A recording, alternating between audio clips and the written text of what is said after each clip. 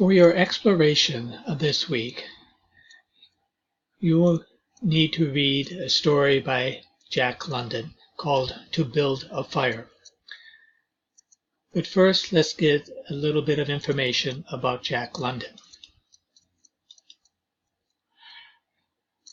I think this quote by him sort of sums up his life. I would rather be ashes than dust. I would rather that my spark should burn out in a brilliant blaze than it should be stifled by dry rot. I would rather be a superb meteor, every atom of me in magnificent glow, than a sleepy and permanent planet. The proper function of man is to live, not to exist.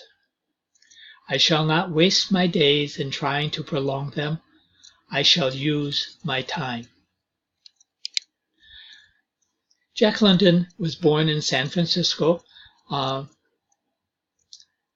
He took to John Griffith Cheney, but his mother remarried and he took his stepfather's name of London.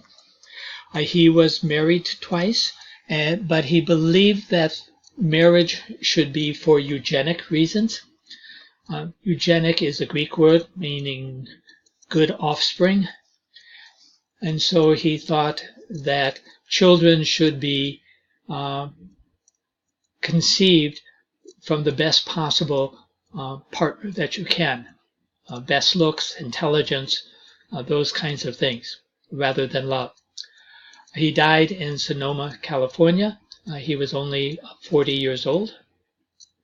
He had a lot of jobs besides being a writer. He was a sailor. He was a gold rush miner, not California, but in the Yukon, where many of his stories take place. He was a journalist.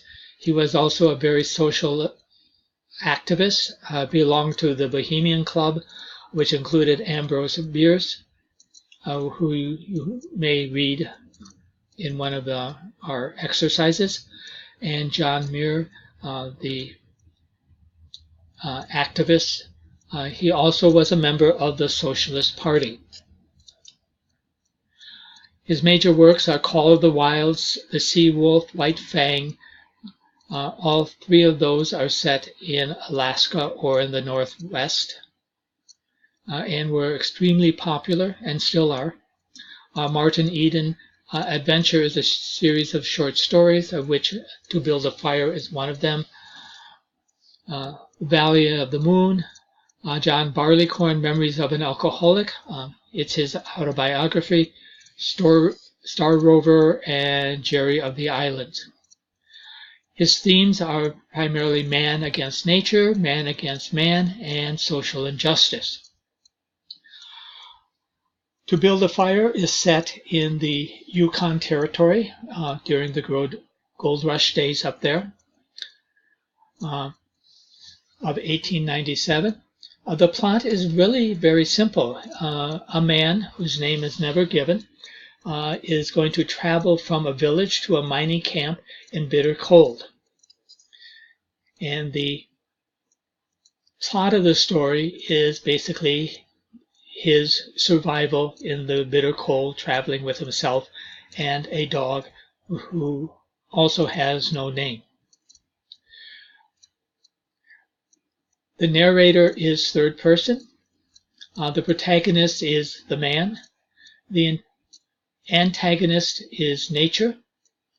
Nature is always trying to stop him from meeting his comrades in the mining camp. And the expositional character is the dog, who is the smartest character in the story. He definitely is smarter than the man. The story arc starts with a situation that he needs to make a trip to a mining camp against the advice of the people in town that say it's too cold for you to go out. The crisis is that as he is traveling there, he falls in water and must build a fire. The complication is that he has trouble building a fire. The climax is that Does he build the fire and survive, or does he freeze to death? The resolution is the dog returns.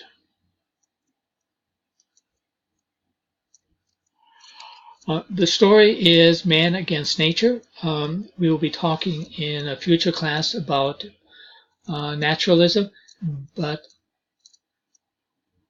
London believed that nature will bite you in the butt if you do not respect it.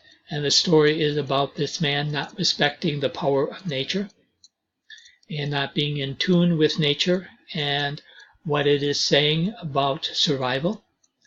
There is some symbolism and imagery of snow is the force of nature, and the cold is also the force of nature, and fire is the forces of life. And that is a struggle in the story between the fire that the man is trying to build to survive and the snow and the cold that is trying to kill him. Some things that you may want to consider as you read the story is, first of all, did you enjoy it? Why or why not? Why is it good writing? Why or why not? What is the story's view of nature? Why is the protagonist unnamed?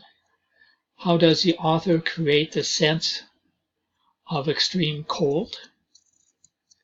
Does the reader suspect the outcome of the story before the protagonist? How does this build suspense? What crucial mistake does the protagonist make in the story? Why is there a dog in the story? Since it is man against nature, is there really the need of a dog in the story? Is nature the antagonist in the story? Is the protagonist emotionally involved in the story?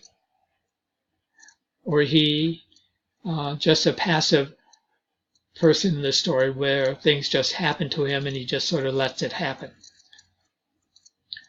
Why might the protagonist be considered an anti-hero?